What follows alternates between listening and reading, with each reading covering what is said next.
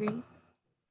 Good morning, and I'd like to welcome Bryan Mitchell, a business associate of mine that I've known for a couple of years now, and I thought that we could have a valuable conversation around the topic of legacy, as well as some of the very important lessons that he's learned, whether it's through the transition of his aging parents that have now passed, as well as some of the other lessons that he's learned from the sports world and other industries, having worked in a number of Fortune 500 companies. So for an introduction, I'd like to briefly read his bio. His education consists of a bachelor's in electrical engineering technology from Purdue, an MBA from the Granite School of Business, and an MS in information and communication science from Ball State University. He also holds certifications in change management, brain-based coaching, the Coactive Coaching Institute, and PMP. Over the past 20 years, he's also worked with GE, General Electric, Eli Lilly, IBM, and hewlett-packard. During his tenure at Eli Lilly, Mr. Mitchell worked in several global roles where he managed supply chains, product launches, and third-party partnerships. At IBM, he worked with researchers on a first-of-its-kind healthcare product offerings. The product offering was designed to streamline claim processing for providers, allowing processing to occur in real time. At Hewlett-Packard Enterprise, he was a product manager, bringing in new cybersecurity products to market. In addition, he has traveled throughout Africa, specifically the countries of Rwanda, Burundi, and Kenya, where he headed up initiatives to increase the use of solar energy and improve the delivery of education to various members of their population. So welcome, Bryan Mitchell. Thank you so much for joining me. Thank you. Glad to be here. Okay. So one of the things that you and I have talked about in the last couple of years is the concept of legacy. And I know that one of the things that you have highlighted with me is that people are searching for a simple or a practical way to understand the concept. And I thought we would start here in terms of, the conversations that you've had with others. How might you speak into this word? I think when you reflect back to legacy, sometimes we look at our achievements, whether they're awards, recognition, different levels of where we've been established ourselves. But I think you look at legacy as what will you be really remembered for? A legacy can be good or it can be bad. So I think you have to see what are you really going to be remembered for. I also think 3 generations down, people don't know you anymore. So what do you leave maybe tangible going forward that's something significant for the next generation? When I talk about the next generation, I'm talking about 3 generations past. Because if you think about it, you know your grandparents, but you don't know your great-grandparents very well. So it's usually 3 generations. And what do you leave behind, maybe physically or something of tangible evidence that you were here? So I kind of look at legacy as it could be, what will you be remembered for? Okay, something of value. Something of value. Right, more than just property or financial assets.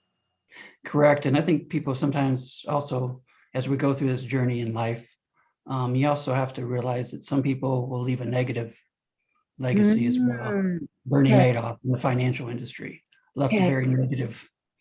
So what do you really be remembered for? Hopefully most people go positive and do positive things, but there is people that leave negative legacies as well.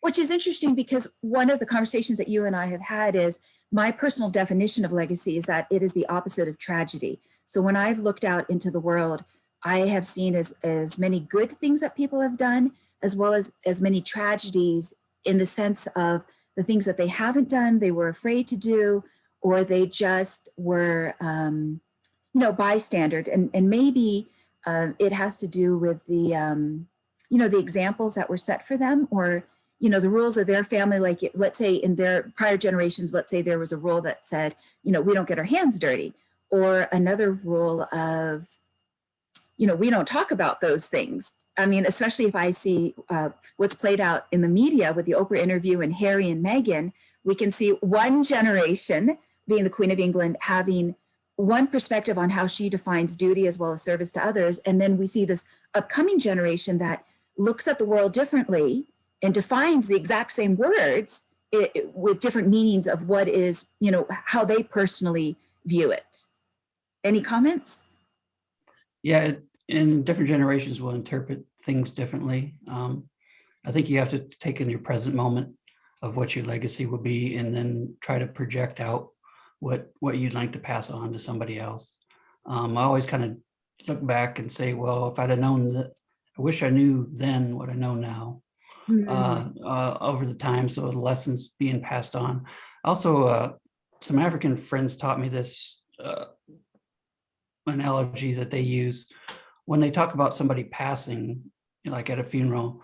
They say it's like a library book that's closed and they put it back on the shelf, never to be opened again. Only Mhm. those who read the book will have the knowledge that Mhm. was there or given to them. So whoever you've been exposed to and has passed on either a legacy physically or intellectual property to somebody, or just getting to know somebody, their legacy.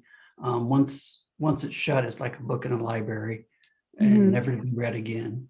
So I think being able to pass on that information is part of the legacy, and being remembered for something. And I like to focus on the good part, but I just wanted to make part that the legacy can be negative as well. So Right. every day what you do in your everyday life has an effect on your legacy Right. overall. Okay. Yeah, and I appreciate your being able to speak to both sides, because there definitely is a polarity in understanding, why do we do the good? Perhaps it is to avoid the bad, to avoid the pain and so forth. Right. So I realize that you are a huge sports fan, and I thought that I would bring up some of the stories that you have shared with some of your clients as well as your other business associates throughout the years, whether it's looking at somebody like the golfer Tiger Woods or other athletes, in the point that we often see when they succeed, but we don't get the opportunity to see the time that they are in the locker room, the time that they are in the gym, the time that they are on the golf course with 5 different coaches, as if somebody just gets born into success, or they're just born into talent, or they're born into winning. So I thought maybe you could speak into that for a moment, different sports examples that you have, because you're a big follower of sports. I'm not so much, but I know that there's valuable lessons to learn, whether it's from the basketball players, the golfers, baseball, football. So please, if you would. Yeah, I think in our today's modern environment too, we're so inundated with information and things just instantaneously getting stuff so quickly that we just focus in on, oh, they made it to this, they won this award, they won this. So I think in our society today, with all the instant communication, we're used to instant gratitude. So we don't look at that harder journey. I guess the example I would use on the sports analogy is Tiger Woods. I mean, he's gone through some turmoils. Um, Personally with his wife, and that whole incident that's happened, the divorce, it was very public. But he's also had back pains, and it was amazing to me. He come back and he won the Masters, which some people, when he first came back, he was the number one golfer in the world. I think he was ranked, I don't know, 400 or something when he came back. He was playing so bad. When he did win the Masters, he talked about his kids and how they, talking about a legacy, they actually seen him win a tournament instead of just watching daddy on a YouTube video. Daddy was somebody who golfed on YouTube. Mm-hmm. They had never seen him win a tournament. They weren't old enough to remember that. So daddy's legacy was some guy on a video. So they actually got to see him play. Also, talking about legacies, he said his kids get scared when he golfs. It's kind of bizarre when he made that comment to me. Like, wow, why would you be scared? Well, they associate golf with daddy getting hurt and having back pains. They remember dad not being able to to come over and play with him because of his severe back pains. So Mm-hmm. golf does a bad thing in their minds. All of us see Tiger winning these Right, right, championships, right. The glory. the glory part of it, in the Right. initial, like, oh, we watched the last part of his rounds, last hour, and you see him Mm-hmm. win this championship and hold a trophy. But all the pain and all the suffering he went through and the sacrifices with his family to get there. And then also I thought it was very interesting. You talk about his legacy. When he first started out, he was very extreme. He's an extreme competitor. To be at that level, you have to be. He Mm-hmm. was saying that if you're not you're number one, number two is the first loser in the tournament. Right. Like, and why would you play to be number two? Some professional golfers said, well, Tiger, you might learn that in the top 10, you still get a good paycheck. And he's like, I'm out here to win championships. I'm not here to just play the game. That was Right. his focused level attitude. And his definition Now, at that time. at that time in his early Right. 20s, that's what his focus was on. Now he comes back and has an interview much later after he's gone through some tragedies and gone through life and aged a little bit. He's like, he does golf academies. He's set up some schools as well to help kids. He does public speaking, and he's like, what will I be remembered for? I'm just some guy hitting a little white ball around a course. What is that? What Yeah. value? This is Tiger Woods, multimillionaire, maybe even on his way to being a billionaire. I mentioned the word Tiger and everybody says Tiger Woods in the world. I can go probably any place. Right. This is a man that now who comes back and says, well, what am I going to be remembered for? I just hit a little white ball. Right. So What is what that? what I'm hearing, it's very interesting, is that the definition of winning then expanded. So if initially winning was who wants to be second place, it reminds me of almost like a lack of maturity, like, the win-lose mentality. In order for me to win, you have to lose. Compared to where he's at now, it's when he wins and he's setting up schools in different locations, it's also that other people get to win, and that he's sharing the knowledge, he's sharing the platform. I mean, your thoughts on that? Yeah, he's expanded. I don't know if it was maturity or just experience. He's expanded now, and now you could tell in his voice, he was more concerned about what will be left behind. And also, More his than the dad fame. passed, Yeah. dad passed a few years ago as well. That had some effects on him as well. He was there when he won some of his championships. A matter of fact, he said it was weird when he won another, I think it was a Masters, that his dad wasn't in the audience to see him. He was so used to having his dad. His dad used to caddy for him, so he was very close to his dad. Yeah. On there. So that passing as well. So how he remembers his dad and how he wants to be remembered as well. Yeah. I think that's key to just telling the different ups and downs that he's gone through in life. And now his Right. focus is he said, when he just said, I'm a guy hitting a little ball around a course, like devaluing himself, like he was the #1 golfer in the world. And he's like, what good is that? Look at these people that, save lives, like a doctor or a teacher who educates people. He was comparing it to people that maybe every ordinary day people that are doing extraordinary things and really Right. helping society. He's like, well, where do I put that value now? How can I give back to that type of community? Yeah, and it's interesting. I think one of the things you've also mentioned, especially with sports, society can love to tear somebody down, but they also love the comeback hero. And that's Tiger Woods to the exact. He was at the #1 championship, #1 golfer. Then he had some affairs, some personal problems, and that got all publicized. Then he had back problems, and people, even some of his good fans, kind of wrote him off. Well, he'll never come back. He'll just be in the audience. And he did. He made it back, and he actually won the Masters again with all the problems that he had. A lot of his fans said, "Hey, he's done. It's been a good ride. Let him just go off into the pasture." Right, But he right in came the moth. back. Right in the moth. Right. Yep. And then when he come back and he won the Masters, Right. everybody's there for when he had the affair or personal problems. Everybody's like, "Oh, Tiger! Oh gosh, Tiger's." Right. And they're going to distance themselves. Yeah. But everybody loves a winner, right? Yeah. Yeah. But that journey and that struggle and that mental pressure, I think we've talked about that before. When you're down and who's there for you, like when they say, when the current goes out, you find out what you have. You have your true friends when you're really down like that. Right. And that you're finding out what you're really going to be remembered for, how people look at you when you're down at that point. Yeah. Yeah. So it's interesting. I think that people many times don't realize how much effort goes into building as well as rebuilding. We see, like, as you mentioned, like the headlines in the newspaper, so-and-so won big, or we see that fame, that moment of, the golf ball going in and, the crowd cheering, but we don't have the opportunity always to know the backstory of, the moments of doubt that perhaps Tiger had. Like you had said, when his children look at him and think, well, do we want to play golf? Golf hurts dad's back. It's such a different perspective than a fan in the bleachers. I also think it just popped into my mind as well. We see Olympic athletes and we see, I don't know, 60 seconds on a video, maybe a gymnast. You Mhm. see her do some routine and she wins a gold medal, but you haven't seen 8 to 12 hours a day, 7 days a week.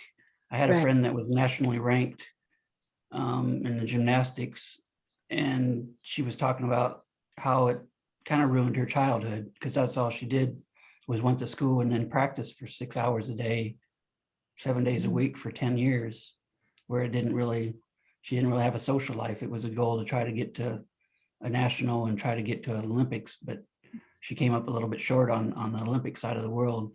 So just think that 1 minute, a moment they have, how much time and effort has been put forth just to make that little moment in Mhm. time. And we just Mhm. see it instantaneously, that glorification. Yeah. Uh, but there's a So, lot in building it. And I turn that back to your legacy. It's a collection of all the stuff you do during your life. It might not correct. just be one moment in Right. time or one award or one gift. It's a collection of your whole time.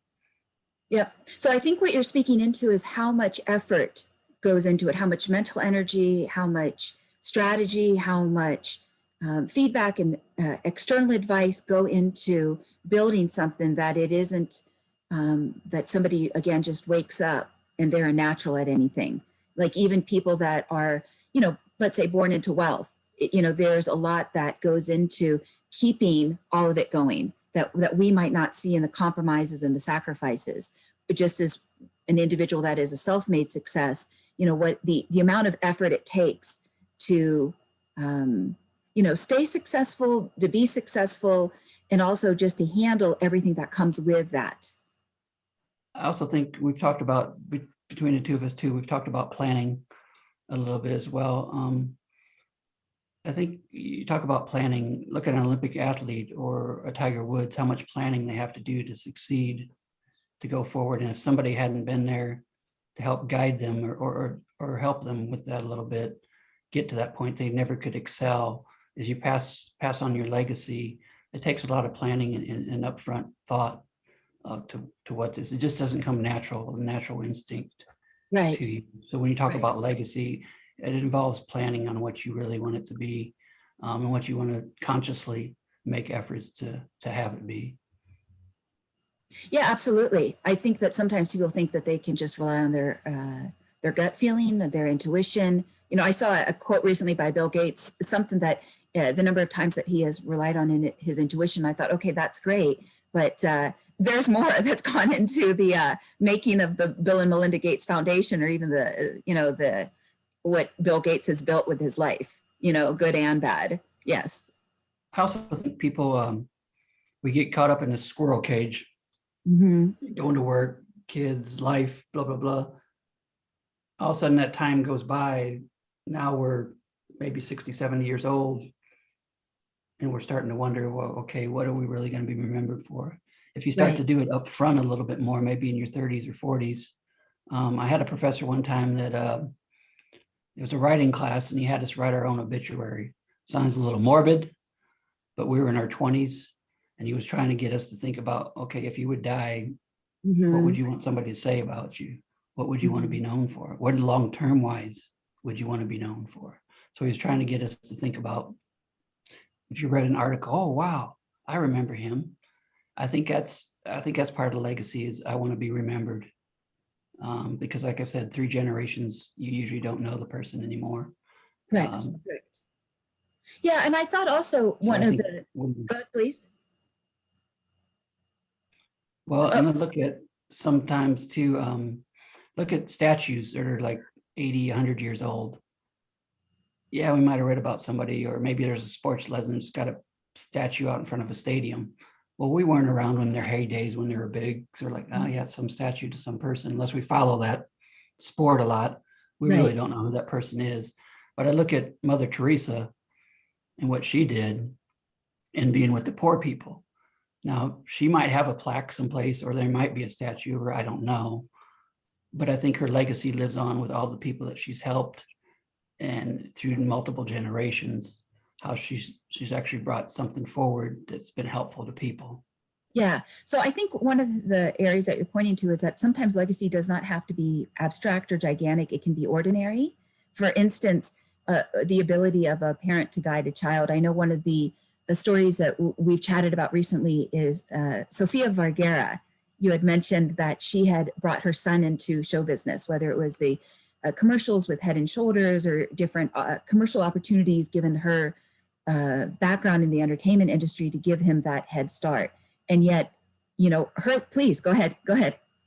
No, go ahead. Go ahead. I'll let you finish out. Well, that, it was an example of somebody that I hadn't known about, but she herself had had a hard life, but yet she used, what she had to give. And then you see where her son is today. And I think that when you speak about the concept of planning, many affluent individuals do plan, but from what I've seen statistically, about maybe half write down even their vision statement. And so in that lack of what I would call a proactive and intentional effort of deciding, how we're going to give, who we're going to give to, it's being able to also to scan the environment, scan the landscape and see, where are the role models and, who can we find? Because, if our parents planned, then we have a memory in our mind. If they didn't plan, who can we find that is out there in the public that is, creating something wonderful where they're at, or something ordinary becoming extraordinary. Yeah, and I look at Bill Gates and his foundation, and Warren Buffett now has joined that, and they've got the Billionaires Club that you join and you pledge your billions to philanthropy, to try to do something good with it. I look at Carnegie Mellon. He got his wealth kind of in a ruthless way, but as he aged, he donated a lot of it to try to do good. Now, I mean, there's Carnegie Mellon, the school itself. You remember that, so he's passed on. Remember that name. But I think even in a small way, passing on. You'd be surprised to, having worked a little bit in the financial world, how many people don't really even plan or want to plan for their passing on their as beneficiaries. And so why do you think that is? If you would speak into that for a moment.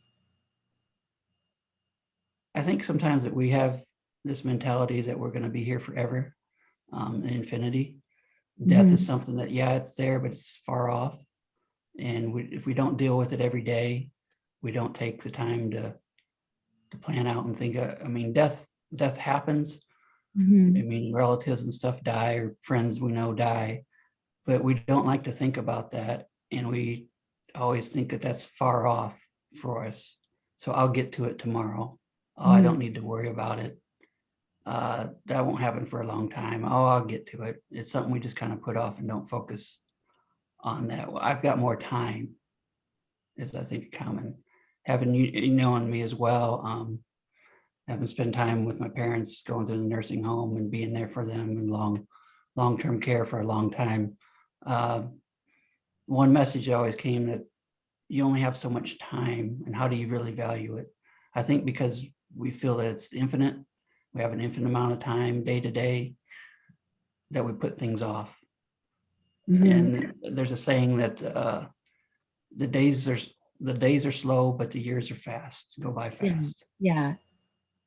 I want to touch on your parents in a moment, but I also want to bring up a couple more stories about, the beautiful side of legacy, but also the dark side of legacy. Can we go there a moment? Sure. Okay.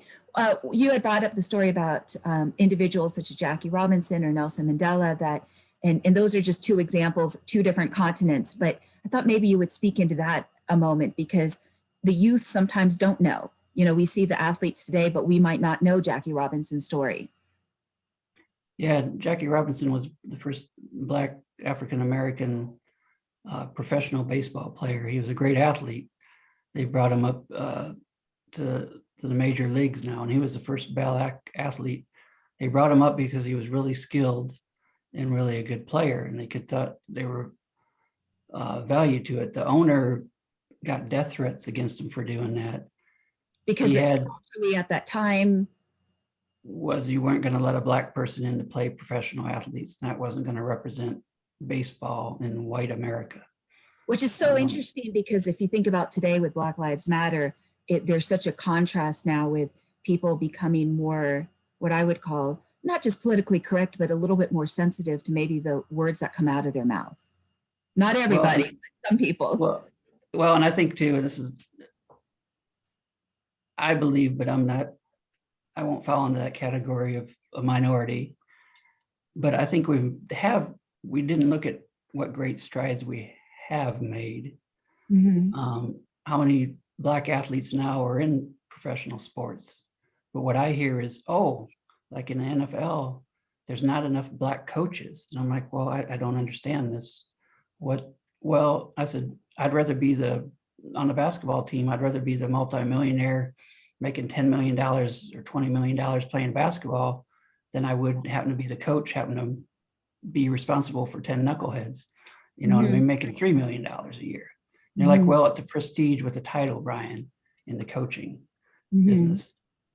And I know just recently talking about Jackie Robinson, about 2 years ago, there was a Black, I can't remember what team he plays for, but there was a Black athlete that was out in the outfield and people were saying some racial slurs to him. Well, his white colleague, other baseball player, went and told uh, the security, and the person was removed from the stadium, and they were banned for life from baseball, going to a baseball game in a major league stadium now, for saying racial slurs. Mhm. They didn't throw stones at him. They didn't throw bottles at him.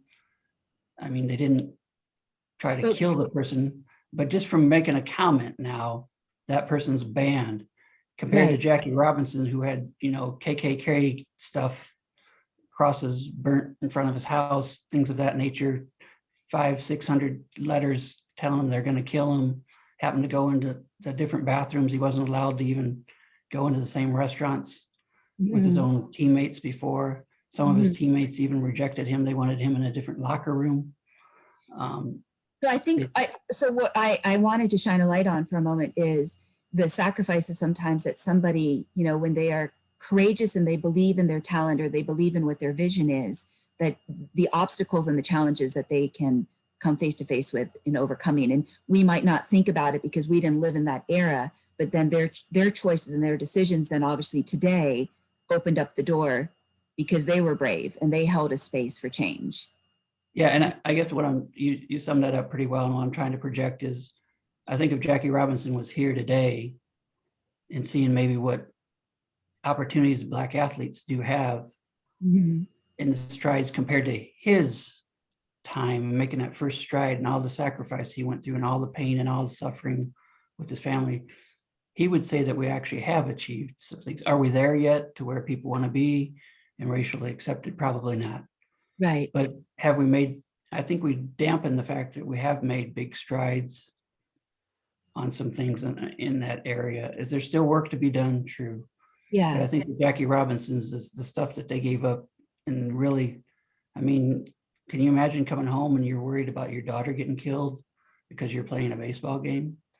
I mean, Yeah, it's a I threatening also reality. Go ahead. and I also think he made big strides compared to Kaepernick, who just took a knee at a football game for the anthem. Well, is that really a big sacrifice? To me, that's not. That's not really putting yourself out there. I always question what he's done to actually positive on that. He'll be known for kneeling and getting people going, but has he really been there with the Black Lives Matter and really trying to make change Yeah, going forward compared to somebody like Jackie Robinson, who personally took pain to try to make strides forward right. with that. Also, this is just I think it's just a about comment on character. my own. Yeah, Yeah, it speaks to character. I also think this is just my own FYI solution to the kneeling is, why don't we, after the national anthem, take a moment of silence for anybody who was wrongly killed via Mhm. police or wrongly killed just by, maybe a gang or something like that. Why don't we take a moment of silence right after the anthem and kneel for a minute for anybody we feel has been wrongly killed, Do you mean like in paying the respects? and pay Given. the respects to, Mhm. yeah. That's Yeah, just a solution. If you want to say there's police brutality and you want to, people have been wrongly killed, take a knee for that after the anthem for a minute. right. Yeah, I thought that you could speak into the story of Jackie Robinson for a moment, because I think that not just, you know, I think that we often don't know the backstory. We don't know that, we could look at his scorecard that he had so many home runs or whatever the sports language is on the metrics and the KPI, the key performance indicators, but we don't necessarily know what that individual also had to be strong in related to their mindset. Some of his own teammates didn't want him there. Yeah. Yeah. Coming into the locker room, they didn't even want to be in the same room showering with him. Yeah, so it'd be interesting. Obviously, he's passed now, but to have had a conversation with him related to what kept him going. Did he have a vision that was so strong, and was it also part spiritual? Because I've often heard that in interviews, let's say with NFL players, some of them it becomes spiritual when they're on the field. It's not just the money. So I just I don't know. I just wanted to throw that out there. So anyway, switching to Nelson Mandela, I thought that you had made a good point to me about, again, the sacrifices one can go through when they believe in something, the resistance that they can come face to face with. And when somebody, let's say today in the next generation, says that they have a vision, let's say it's connected to impact investing or sustainability, or a phrase that is becoming popular now known as ESG, environmental, the sustainability, the governance, and so forth, are they willing per se to go up against opinions that might be different than theirs? Would you speak for a moment of Nelson's story? Well, to Nelson Mandela, I don't have the exact numbers on that, but I think he was in prison speaking out against the government as a political hazard, I guess is a good word for it. But he was speaking out against the government, and they took him in as a political prisoner. He served 30 years in prison for that. He later become the president of their country. And the thing that stood out to me is he did that 30 years for political statements and speaking out against the government. That's a 30 years. Say you live to be 100, that's a 30-year life you spent in prison. It's a good chunk. It's like a third of the life. Something you believed in for your apartheid. And he was actually able to see that. And he was talking about, at first he was bitter about 30 years of my life is lost for this. The injustice. The injustice. Yeah. Yeah. He's like, wow, 30 years they took from me. But then he started talking about, what does that serve me? If I sit here bitterly, that 30 years is gone. I can't get it back. What can I do going forward with this movement and make things better? It's better to spend my energy moving forward than it is dwelling on how do I get back at these people that took 30 years from my life. So he let that grudge go. Did it hurt? Was it painful? Was it a huge loss? Yes, definitely 30 years of your life.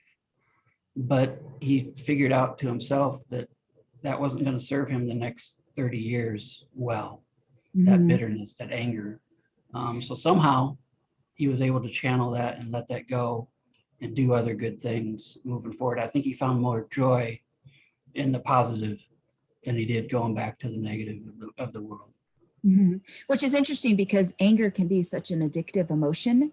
It can allow somebody to feel in control. And it's an interesting decision to work through one's feelings, which a lot of the times we're not given a guide or a process to. I think now more and more tools are becoming readily available. But I think especially at that time, and even today, it's much easier to fall back into just feeling angry as a numbing emotion and just living within that. So yeah. And also I've read where, going back to a sports analogy, a loss will be 4 times more impactful to you than a win. There was a coach before. Well, we take the negative. That's how we evolved over time. We code that into our brain, and it's helped helped us to survive. What I'm talking about is when we were primitive type of people, a lion jumps out. Well, we know that a lion is bad because the lion could kill us. So we mentally make a note of that. And it's part of our survival. We encode that in our brain to be aware of that. So things that hurt us, we make mental notes very significant. It's coded in our brain to help us survive so we know we don't get hurt. So when we lose something, that our brain can't detect physical pain from mental pain. It all codes in the same. So sometimes the mental pain is taken just like the physical pain and is coded in our brain to make us aware of it so it doesn't happen again. Our brain's trying to protect ourselves. So I think that's why the loss is there, more impactful than the pleasure side of it. When you're talking about legacy, and we're talking about pain, I think the pain side of the world, we don't talk about it as much, but there's a lot of pain to get to where you want to be. Yeah. Yes, you can say that again. Absolutely. Yeah, I think people sometimes they're afraid to talk about the pain because it leaves them vulnerable, but also how do we unpack it in a way that we can come out of the tunnel more positive, more healthy? Yep. Yeah. Yeah, it was interesting. I saw an interview the other day, and it was about a sniper, and he had talked to his father afterwards, and his father said, "Well, we don't talk about what it feels like to kill someone." And I thought, well, that's interesting. Then how does the young son be able to, how can he process it?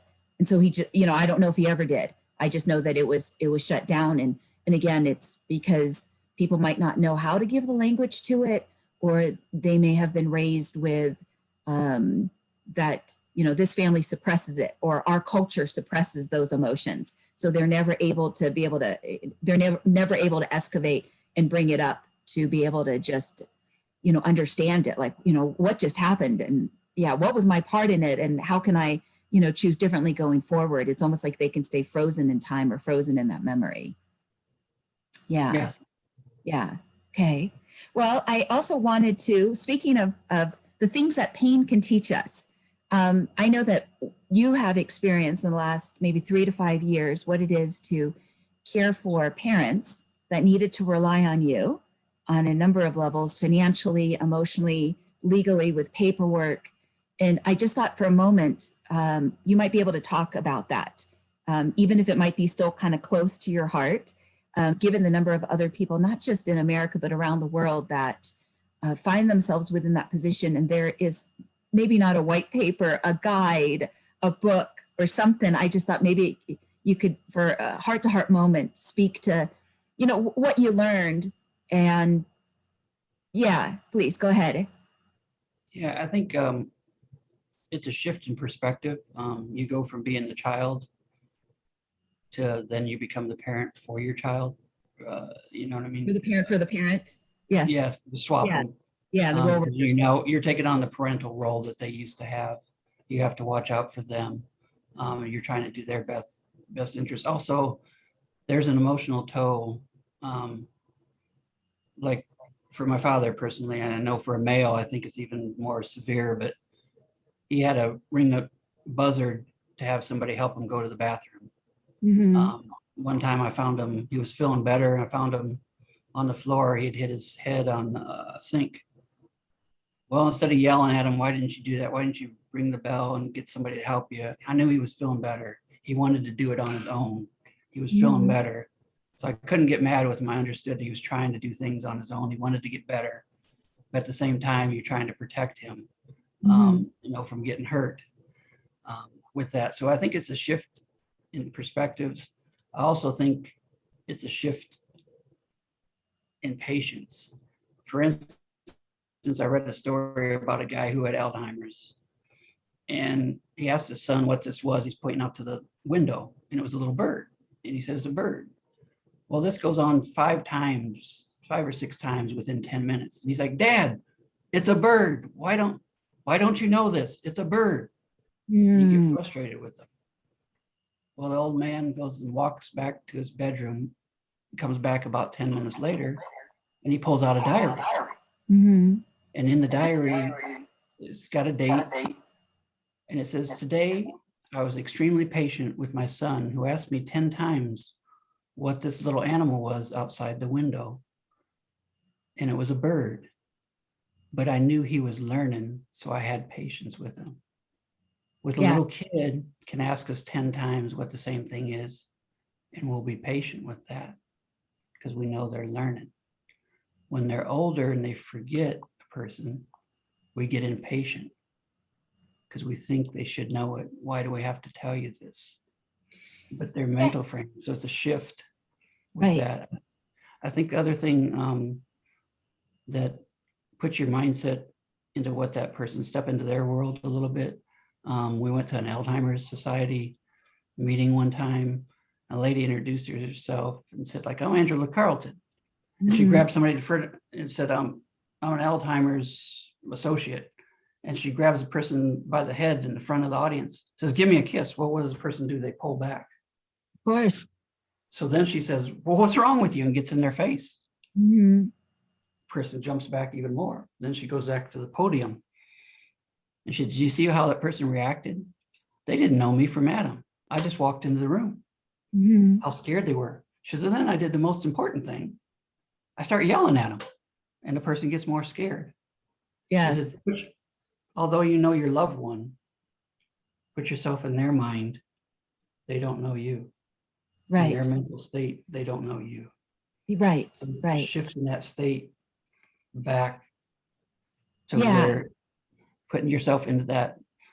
Somebody that we were in long-term care with, one of the caretakers was saying, sometimes we talk about today, sometimes we talk about 1920, sometimes we go back to the 1950s when we have conversations, but go on that journey with them. Don't get so angry. If you have time, go on with them journey.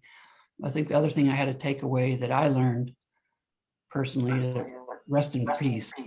We always think of that, or I did, where it's just on a tombstone. We want them to rest their, they died, be restful the rest of your life, wherever that is in eternity.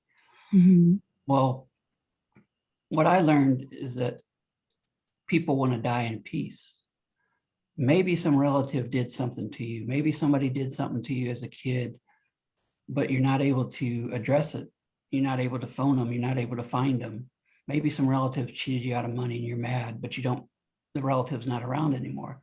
So you can't get that frustration out. Let me interrupt you for a second. And there's that saying I've heard. I think it's from a Canadian. Nobody knows how to do you in better than family. But go on. Yeah. So yeah, true. Very true. A very good analogy. But Well, I've seen this in my own father. One of our relatives had done some things, and he used to just randomly bring this up and get angry, just randomly. He would go off and vent and just randomly go. And the caretakers told us, well, sit down. Instead of just trying to divert him and divert the conversation to something else, ask him about it. Ask him how it felt. Have him tell you the details about it. Ask him what was going on. Ask him to elaborate on it. And he said, by talking to somebody about it several times, probably, then they'll let it go, because this is bothering them. It's with them, this pain, and they want to let it go before they actually pass. which I think is huge. Yeah. Right. And I didn't realize that, sometimes some grudges and stuff can be held with you. And the true meaning of rest and peace is that you want to die with no, Stress. bitterness. Right. Bitterness you can't Stress. resolve. Or yeah, why die with bitterness if you can't, if you can solve it or resolve it somehow. And it's funny how we remember things in our long term. Talking about legacy. Yeah, and I just want to say it's amazing what people hold on to. We might never know what can bother somebody, what hurt them, and yet they can carry that for decades. And the other party that may have hurt them, number one, may be clueless. They may also be apathetic, but then we can also hold ourselves in an internal prison if we can't let that go. And it does take a huge act. I don't know if it's a spiritual act per se, to finally say, I'm not going to let that eat away at me anymore. Please go ahead. Yeah, and it's funny how as we age, I guess with my parents too, your long-term memory, your short-term memory goes first, but your long-term memory is there. And certain significant things mean, how we code things, going back to the lion and the primitive tough stuff and what we remember, we code in something significant to us. There's a real nice story about, I'll just bring this up, that this gentleman wanted to go home one day. He didn't want to be in the nursing home, and he was dressed formally. He was sitting by the door. He was wanting to go home. And anywhere one of the caretakers, his son comes, and the caretaker's like, man, we're having trouble with your dad. We never have this. I don't know what's driving. He wants to go home. He's demanding to go home today. And she's, I've talked to him. I don't know what this is about. She, this is the first time this has ever happened. She says, there's something significant about this day. And he's like, yeah, it's my mother's birthday. And whether he was traveling, he usually was home, but if he was traveling, he would always send her a gift or flowers to acknowledge it. So then they told the man that they were sending flowers to his wife. Then he went about his business. But he knew in the back of his mind he was supposed to do that on that day.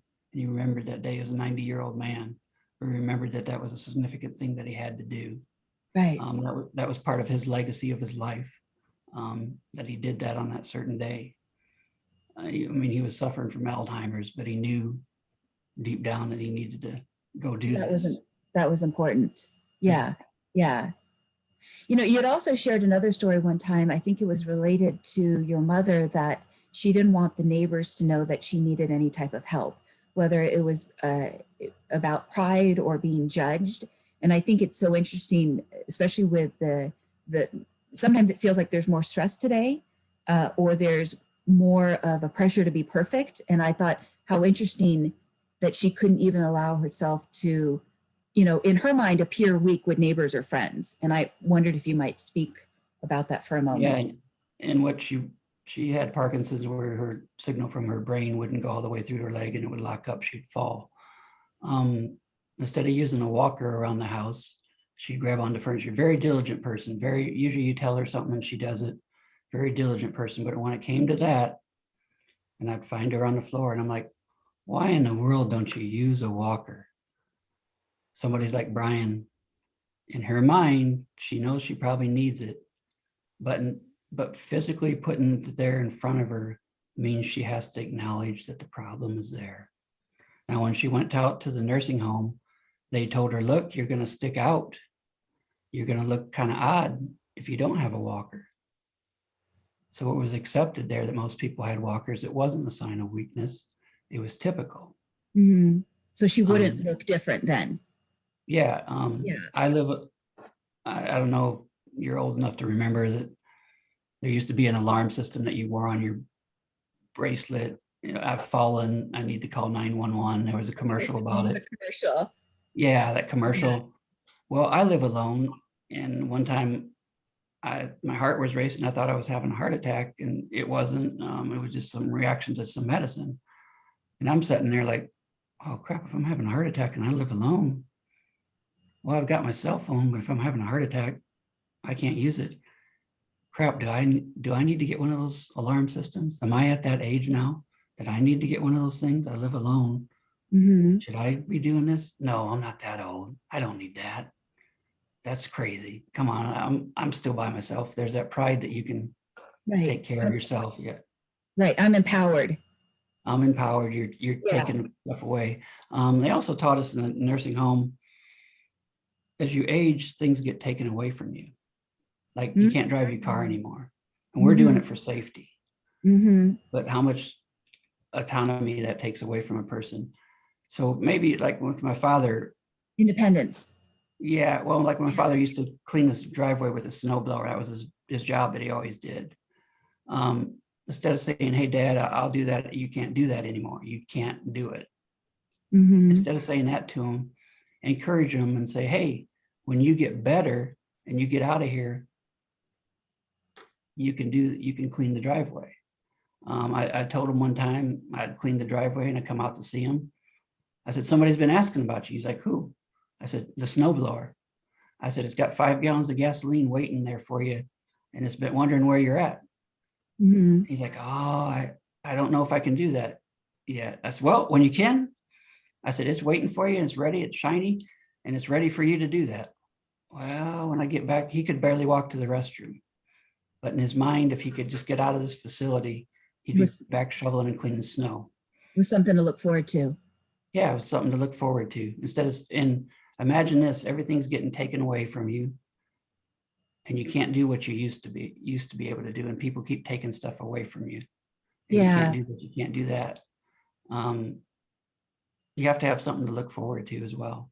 absolutely. And I think one of the things we've also talked about is the magical 3 words of words are powerful. True. Yeah. Yeah. So like the social worker told us to encourage them. Instead of saying, oh, Dad, you can't do this or you can't do that. You're trying to protect them. Mm-hmm. Try to encourage them that they will, even though you know they probably won't have that possibility. Try to encourage them because Yeah. everything's being taken away. Encourage them for something, because all you see is the negative and taken away, and you're limitless. Having to call somebody to go to the bathroom. Imagine that at this age, if you had somebody you had to depend on to help you go to the bathroom. Yeah. And I think one of the things that you're speaking to is the power each of us have, no matter where we are in life. And maybe our power is how we talk to other people. Maybe our power is that we encourage another compared to tearing them down. I've heard recently the acronym of PhD, tear her down or tear him down. And I think in society today, because especially with cyberbullying or any type of bullying, it's so easy to tear another person down, whether it's character assassinations or a smear campaign, that it's like, we can hide behind a screen and we don't realize the power we have to either lift somebody up or rip them down. Just as, as you're speaking for a moment, as a family member or an employee within a, convalescent home, we can either, in our power, our ordinary power, that moment, we can either make somebody's day filled with sunshine or we can make them feel worthless or useless. Yeah, and I also think kind of popped in my mind, kind of coming full circle with this, with your legacy. I won't go into a long story, but my dad was always usually good about talking to you about when you're in between jobs. That was one thing he was always kind of understood that very well. He's always kind of empathetic there. One area was because he struggled when he was very young to get bouncing around different jobs. So one day I'm in there and I'm telling him, Dad, I don't like life. Life isn't fair. Life isn't good. Mm-hmm. I don't know if I'm ever going to get a job again. And I'm looking for empathy. Mm-hmm. Well, he sat up and rolled up in his wheelchair, pushed himself up, and he just happened to rip into me big time. Basically, he was telling me, Bryan, if you're this miserable right now, try to find something happy and go do it.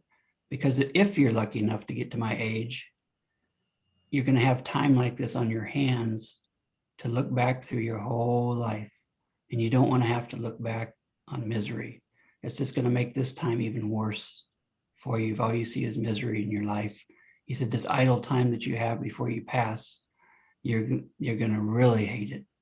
So get your head out of your ass and basically go figure out what you'd like to do and go do it. Mm-hmm. And for me, I think I've mentioned this before. I think that was his last lesson to me and most lasting. He passed away about 6 months after that. His So words of wisdom. Yeah, his words of wisdom from that. And I think that part, say you end up in a nursing home and every day is the same. Now with the internet, you can probably connect out to friends in our generation much, much easier. But I have heard that people wonder about people they didn't stay in touch with over time. But you have all this time on your hands to look back. Mm-hmm. What's that look back going to feel like for you? You Mm-hmm. know the end is coming. You only have so much time. You have idle time on your hands where you can't do as much as you used to. And you can look back at what you did or didn't do. And I think that's with your legacy part of what do you want that to be. In those reflective moments. Yeah. Yeah, and it's a big reflective moment that you have. So it sounds like do you think your dad was speaking to Backbone? Yeah, he was talking about how he didn't come out directly and said that, he had a lot of time to look back at his life. Mm-hmm. one of the nurses, I didn't know how close he was. At night, he used to bring out these photo books that my sister had. And she knew all sorts of stuff about our childhood because he talked about all sorts of things that were in those picture books with her. So he was looking back through his whole life because he had all this time on his hands. Mm-hmm. I mean, he couldn't go fishing. He couldn't go drive a car. He couldn't go to the mall. He was just in a room, and, he would eat, watch TV, and maybe go somewhere to take him out for physical therapy. But other than that, his life was kind of limited. So he had a lot of time to think. Sometimes thinking can be our worst enemy sometimes. Yeah, yeah. If you could have a megaphone to the entire world, what would you like them to know about, from your shoes, what you would like, yeah, what would you like others to know, given that experience? If it was, I think it was, you said about 3 or 4 years, Um, in the education that it brought you, or just in general, what would, if you could have a megaphone? I think you have to have patience. It becomes a burden. Mm. It becomes a burden, overbearing burden. But you have to have patience. And when you're going through that moment of the burden, there'll be a day when you do miss them. They will be gone. There's a day later on that the burden won't be as bad as it seemed at that time. It wouldn't be a burden. I talked to my cousin here a while back. His parents had Alzheimer's. And I said, I think I lost 10 years of my life. I said, I don't mean that in a mean way. He's like, you did. But he said, you'd do it again if you had to. So I think the patience, and for me, I don't know if it was God's will, but when I lived with my parents for a year and helped take care of them. And they were still pretty active, but had problems. And I would get so impatient with them, walking slow to the car or having to open the door and they couldn't get in. Like, oh God, can't you just move? Can't you? Well, I ended up with kidney stones and severe pain. And it's a very painful experience. And my sister's like, well, can't you just walk to the door? Can't you do this? Can't you do that? Because we live in this instant gratification culture, like Amazon, Siri, and Alexa. I was suffering for pain, and she's like, well, can't you? Because I told her on the way to the hospital, I was like, just run the red light, just go. I'm in pain. Just get to the hospital. She's like, oh, Brian's a red light. We got it. I'm like, I don't care. I'm in pain. Please have empathy for me. Please be patient with me here. Right. So that patience, I think, and that empathy. Also that shift. I'd also add compassion. And I think, as we get older, we just say, oh, they're old people, but they still have feelings, still have significant. And once upon a time, somebody told me this, a 92-year-old friend of my dad, he's like, Brian, we were all young one time. Because I was like, he was reflecting back to some things when he was a kid. I'm like, really? That's been a long time ago. And he's like, we're all young once, Brian. Yeah. I think that's true. And getting back to how your legacy will be, or what people say at your funeral. I think we just take our day-to-day activity. A lot of times when you say not planning, we just go for the day, and what we do, we don't look at the long term and take a break from that and figure that out more so. Yeah.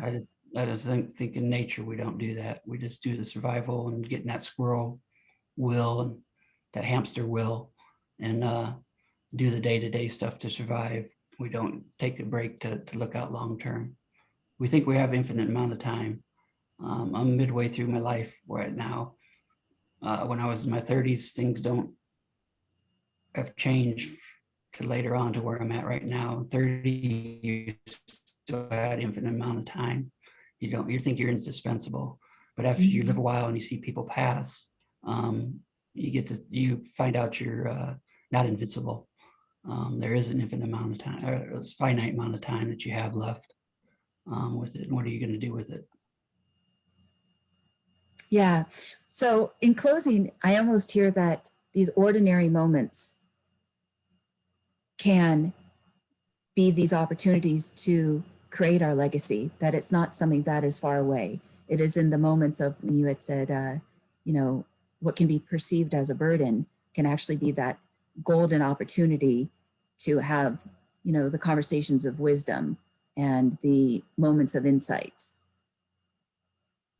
Yeah, and I think in closing for you as well, I think you help bring people to the surface of creating their vision and creating what they want to be remembered for. I think you break that day-to-day routine with them and help them really envision and plan and think about what they need and what they want to do going forward and moving that forward. So I think that's part of what your service provides for people, is to help that long-term planning on for that. Yeah. And people don't like to talk about the end, but it's all of us, it's going to happen someday to us. Yeah. Well, change is hard. People don't always like change as much as they think that they like change. When it actually happens, it's like sometimes it can be taking a certain amount of control away, even if it can be exchanged for something better. And even if I think about something like succession planning, you know, if you take something away from someone, let's say the senior generation, like you had said, you have to give them something back. Like when you talked about the story with your dad and the snow and shoveling the driveway and the snow blower, you can't just rip something from somebody and then because it creates such a vacuum. Yeah.